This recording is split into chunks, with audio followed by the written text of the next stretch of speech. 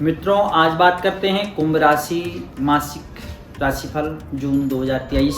जो शुक्र बुध सूर्य राशि परिवर्तन किए हैं, शनि की बकरी चाल और शनि ही आपकी राशि का स्वामी। आइए जानते हैं। प्रणाम मित्रों, बात करते हैं कुंभ राशि कुंभ लगन। लगन में ही आपकी राशि में शनि का संचार चल रहा है। शनि की 7.5 चल रही है और यहाँ 17 जून को जो शनि महाराज आपकी राशि के स्वामी हैं वह बकरी चाल में होंगे। यहाँ आपके लिए जो काफी दिनों से जब से शनि महाराज आए हैं तो कहीं ना कहीं आपके हर क्षेत्र में थोड़ा सा आप उलझे पड़े हुए हैं, तो थोड़ा सा रिलैक्स वाला समय आपके लिए यह रहेगा। शनि की बकरी चाल के कारण यहाँ आपके लिए कुछ ना कुछ आपको फायदा इस चीज से अवश्य होगा। स्वास्थ्य का थोड़ा सा ध्यान रखने की आवश्यकता है। स्वास्थ्य में आपके गैस, एसिडिटी और पैरों से संबंधित शारीरिक दर्द, इन चीजों में ये अभी बरकरार रहेगा। लेकिन कार्य क्षेत्र में और कहीं ना कहीं अगर आप थोड़ा बहुत शनि का कुछ दान पुण्य करते हैं, शनि का कोई स्त्रोत पढ़ते हैं या हनुमान जी की उपासना करते हैं तो अवश्य आपको इन चीजों में अधिक लाभ होगा। शनि की पूजा करते रहिए करिए और शनिवार के दिन खास करके शाम के समय में सूर्य अस्त के बाद शनि मंदिर अवश्य जाए। भगवान को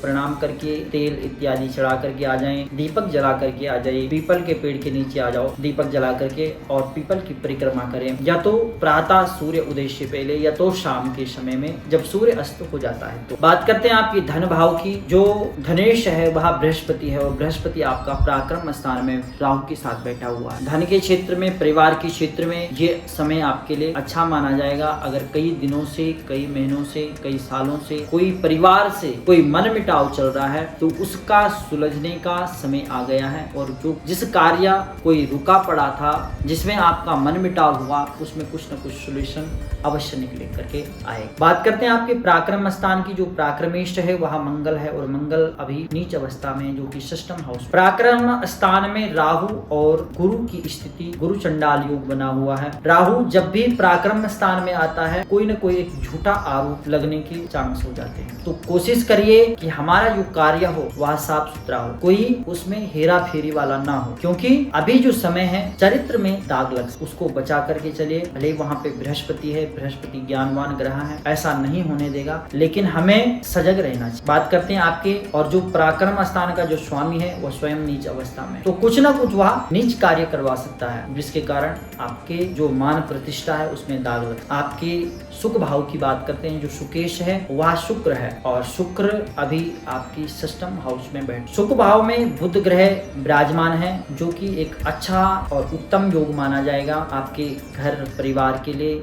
आप कोई भूमि भवन इत्यादि सुख सुविधा के क्षेत्र में अगर कोई कार्य करना चाहते हैं या क्रय विक्रय करना चाहते हैं तो उसके लिए आपका यह समय बहुत ही अच्छा और उत्तम माना जाए। बात करते हैं आपके पंचम हाउस की। जो पंचमेश है वह बुध और वह सुख भाव में बैठ गया है। पंचम घर में सूर्य महाराज विराजमान है और जो पंचमेश है वह बुध है, जो कि अपने मित्र की राशि में सुख भाव में बैठ गया है। यहाँ पे संतान के लिए, विद्या बुद्धि के लिए, प्रेम संबंधों के लिए देखा जाता है, तो संतान पक्ष के लिए भी यह समय अच्छा मान सकते हैं। और जो विद्यार्थी हैं, जो नई एजुकेशन लेना चाहते हैं, कोई नई जगह एडमिशन लेना चाहते हैं, उसके लिए यह समय आपके लिए बहुत अच्छा और माना जाएगा और संतान पक्ष के लिए भी अच्छा और उत्तम योग माना जाएगा। बात करते हैं आपके षष्ठम हाउस की। षष्ठम हाउस में शुक्र और मंगल वहाँ पे विराजमान है। यहाँ पे दृष्टि किसी की नहीं है। मंगल जब भी छठे हाउस में आता है तो इनकी जो दृष्टि रहती है वह द्वादश घर में जाती है। ऐसी स्थिति में कहीं ना कहीं कोर्ट कचेरी का मामला सामने आ जाता है। अपने क्रोध पे नियंत्रण करें, जिसके द्वारा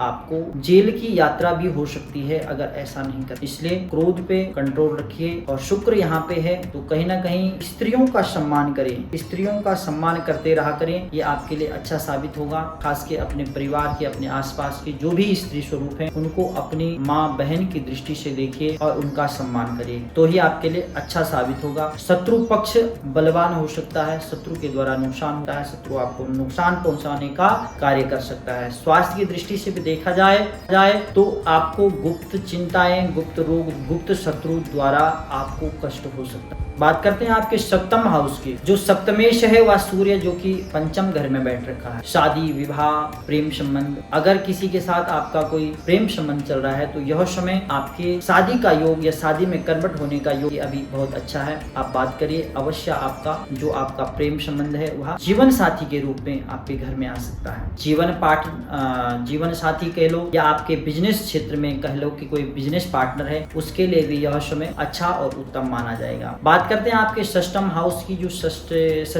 ये अष्टमेश है, अष्टमेश की बात करते हैं तो अष्टमेश जो है वह बुध है और आपकी सुख भाव में बैठ रखा अपनी मित्र की राशि में। आपको स्वास्थ्य में अगर ध्यान देने की आवश्यकता है कि दांतों से संबंधित आपको दिक्कत रह सकती है, इसलिए दांत, गला, नाक, कान, इन सब चीजों का ध्यान रखने की आवश्यकता है और किसी भी प्रकार का इन्फेक्शन हो सकता है। इसके लिए आपको भगवान गणेश जी की उपासना करनी चाहिए। गणेश जी के सामने आप कोई लड्डू का भोग लगाइए तो आपके लिए अच्छा रहेगा, खास करके बुधवार के दिन। बात करते हैं आपके भाग्य स्थान की। जो भाग्येश है वह शुक्र है और शुक्र षष्ठम हाउस में बैठ रखा है। यहाँ पे राहु गुरु की दृष्टि रहेगी और केतु यहाँ पे स्वयं विराजमान है।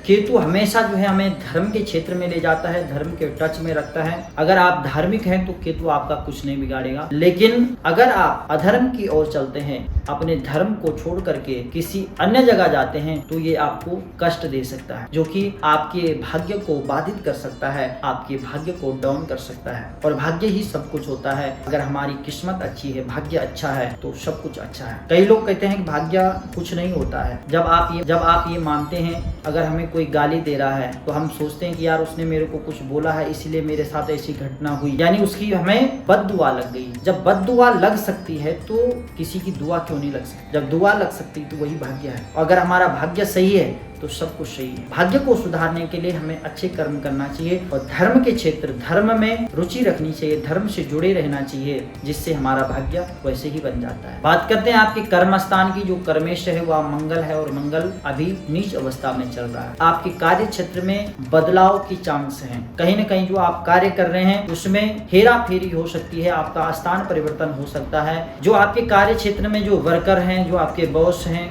उनके साथ लड़ाई झगड़ा, इन चीजों से संभल करके रहिए, नहीं तो ये 100% योग है। उनके साथ आपके अनबन के योग बन सकते हैं, जिनसे मन मिटाव हो सकता है और आपके सामने ऐसी स्थिति हो सकती है कि आपको यह कार्य बदलना ही पड़े या छोड़ना ही पड़े या यह स्थान दूसरे स्थान में जाना। कर्म क्षेत्रों को सुधारने के लिए आपको हनुमान जी के गले में 11 पीपल के पत्तों पे जय श्री राम लिख करके मंगलवार के दिन हनुमान जी को चढ़ाएं, तो आपका जो कर्म क्षेत्र है वहाँ पे जो परेशानी आ रही है वह आपका सुधर सकता है। बात करते हैं लाभ भाव की। जो लाभेश है वह बृहस्पति और बृहस्पति आपका पराक्रम स्थान में बैठ रखा है। यहाँ पे राहु गुरु की दृष्टि रहेगी और सूर्य भी यहाँ पे पंचम हाउस से देख रहा है। लाभ के क्षेत्र में, इनकम के क्षेत्र में अच्छा माना जाएगा, उत्तम माना जाएगा। भले राहु भी यहाँ पे देख रहे हैं लाभ भाव को, तो कहीं ना कहीं ये कभी कभार जो है बीच बीच में रुक करके धन आना, ऐसी समस्या आपके साथ हो सकती है। बात करते हैं आपके